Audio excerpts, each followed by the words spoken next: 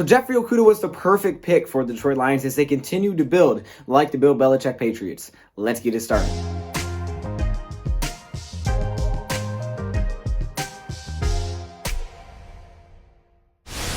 With the 2020 NFL Draft, the Detroit Lions decided to select a cornerback with the number 3 pick. And I'm not going to lie to you guys. I don't know if he was my top option, but I definitely like Jeffrey Okudah. I thought he was the best cornerback in the class for sure. And I wanted to trade back with the Lions, took him at number 3. Some people liked it, some people didn't like it. Either way, they added the top cornerback in the draft, and that's kind of just is what it is.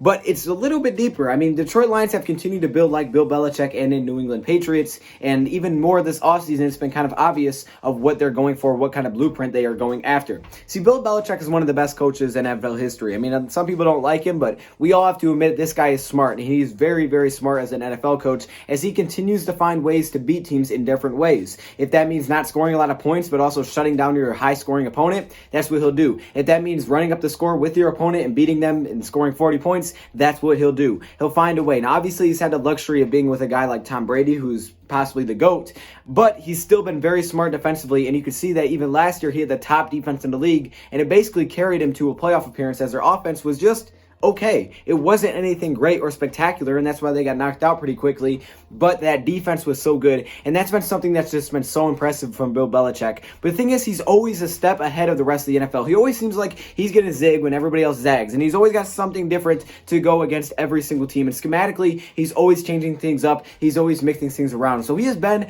now with New England for 20 years, right? 2 decades, since 2000, okay? He's been here for a long time in New England, and he seemed to always change things up and always have an answer and always, have something different that maybe the league was not necessarily expecting. And that's why they've been so consistent and so great for this long amount of time. And I believe this is why they will continue to be a good team even after Tom Brady is gone. Maybe not a Super Bowl team right away, but I still think they'll be a very competitive and possibly playoff team even without Tom Brady. He is schematically so smart. Back in 2000s, when he was starting off, the New England Patriots were kind of becoming the New England Patriots as we know today, is this great team that's so good every single year.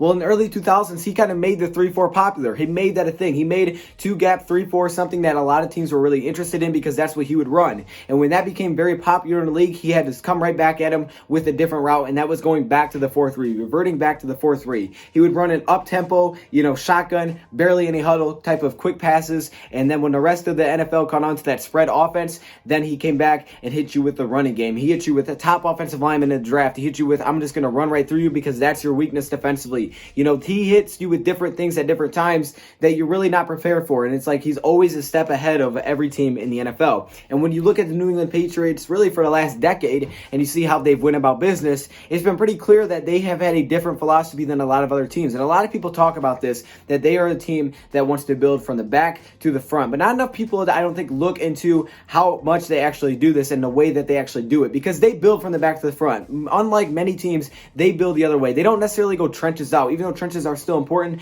In defense, they build from the secondary in. But how do they do that? How do they make it work? Well, they do it a very interesting way, and it's something that we've seen and we've heard from the Patriots a lot of times, and they're all kind of mixed into one. See, like I said, New England Patriots always has something different to give you. They're always a little bit different, and recently they've kind of been that team that hasn't had the best offense, but what they've tried to do is limit turnovers and make it so they're not giving up big plays defensively. Maybe they're not shutting you down. Maybe you're moving the ball, but you're going to be wasting time. You're not going to be breaking any big plays. It's kind of where bend don't break comes in for the Detroit Lions, and we always talk about that as fans. We always talk about that. So for the New England Patriots, working back to front is something that they've definitely been doing, but it's also something that we've seen with the Lions, getting rid of a player 1 year too early rather than 1 year too late. That's something that the Patriots have been known for a long time, is getting rid of someone 1 year too early before it's 1 year too late, and they found a really good time. They always find a great time to move on from a player, and even at the moment they do it, it could be very shocking, but it always seems to have a pretty good result for them. Not always, but most times that's a very good result for them. And when you've looked at what the Patriots have done recently, and if you go through the past decade of drafts, you can clearly see that the Patriots are doing this a different way. Let's just go through the past decade of draft picks and look at how many secondary players they have selected. Now, we're not going to talk about all the secondary players. We're going to be talking about when they selected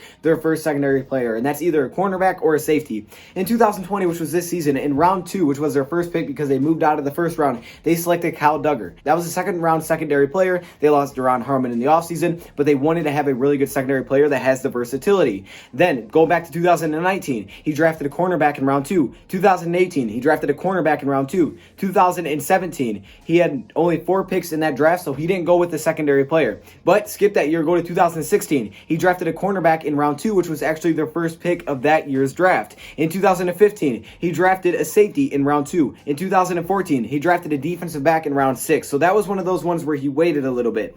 2013, 2 defensive backs in round 3.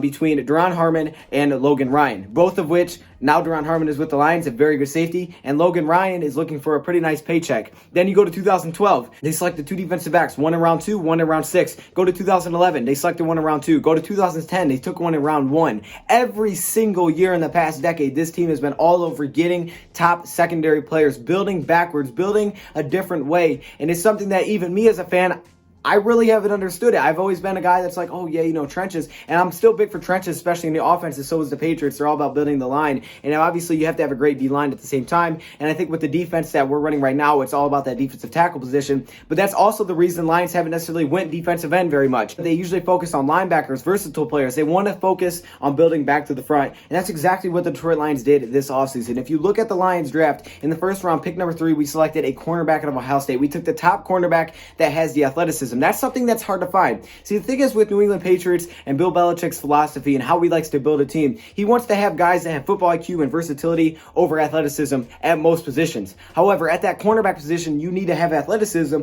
when you're in a man-to-man defense because there's a lot of stress, especially when the quarterback has a pretty good amount of time compared to other teams because you don't blitz as often. So you need to have some of the top cornerbacks if that's the way you're going to go about things, and that's why the Lions brought in the top cornerback in the draft at number 3. That is why in the offseason, the Detroit Lions went out and signed Desmond Trufant to a 2-year, $20 million deal. That's why they have tons of depth at that cornerback spot. There's one other part that's really interesting to this is not only did the Patriots bring in all these secondary players, but remember how I brought up, hey, moving on from a player too early before it's too late? That's something that they've also been very known for. It's very rare in really the 20 years that Bill Belichick has been here to go with the secondary player and give him a large contract, especially if he was already on the team. To give a guy a huge deal and extend him is not something that you see a ton from Bill Belichick, even if at the time it doesn't seem to make a lot of sense, right? We didn't go out and extend Darius Slade. Obviously, there was some inside information there that was pretty nasty, and that's why that didn't work, I believe. But we didn't extend Darius Slade, and that's not something that we've seen Bill Belichick do very often. There's one exception to that, which I will get to in a second. But if you look at the Patriots historically, Ty Law, who was one of their top corners, was there just for a few years, and he wanted a huge deal. He was having great seasons, wanted a giant deal. Patriots offered him like a 4 years, $20+ million deal. Nothing crazy. He said it was disrespectful. He wanted a gigantic deal, and they declined that. They said, hey, we're not going to give you that money, so they let him walk. And they've done this with players. Asante Samuel, who had 10 interceptions. Asante Samuel, who had 10 interceptions, okay, coming off of 10 interceptions, was not given a deal, right? Coming off of his rookie deal, 10 interceptions, was not given an extension by the New England Patriots, which you would think is just absolutely crazy if they're having that great of a year. But the thing is, they let go of players way too early than way too late. They decide to move on from players because they feel like they can always replace them, and that's why every year it's the top cornerback, top safeties in the draft. Now, what's the one exception to this? His name is Stephon Gilmore. Now, Stephon Gilmore is a little bit different because he wasn't with the New England Patriots. He was with the Buffalo Bills. But the thing is, Stephon Gilmore was so talented that they made it a mission to go get him. And maybe that's because they didn't think there was a cornerback in the draft class. Or maybe because they just wanted to upgrade it tremendously. Well, they got Stephon Gilmore from the Buffalo Bills for a $65 million 5-year deal, who was one of the top cornerbacks. He was still very young. He had 12 pass deflections. He was coming off of 5 interceptions. So he was one of the only exceptions you will see within letting a player go too early rather than too late. And the Detroit Lions are doing something very similar with that. Desmond Trufant didn't get a huge deal. Bill Belichick doesn't just give out big deals to veterans. What he'll do with these players in their prime, he will usually bring them in for a short-term deal like we did, like 1 or 2 years, keep him in for a short-term deal, and then let him go. Just like Desmond Trufant, 29 years old. He'll be 30 to 31, and he's going to be moving on. So he won't be here when he's, kind of falling off a little bit. Darius Slade, 29, won't be here when he's kind of falling off a little bit. That's something that the Patriots have done historically, and that's something that now how we have seen the Detroit Lions start to do. Bringing in Jeffrey Okudah, the top cornerback, signing a veteran in his prime, in the final 2 years of his prime, you could say, for a 2-year deal. You know, having Amani Oruwariye, who you drafted before, having tons of depth, spending money at that slot cornerback position because they want to build it from the backside to the trenches. They build it a little bit backwards, and Detroit Lions have obviously been following that philosophy that Matt Patricia has, that Bill Belichick has instilled with the New England Patriots recently. So there you go. That is why the number 3 pick makes sense of Jeffrey Okudah. Thank you, Prop, for watching.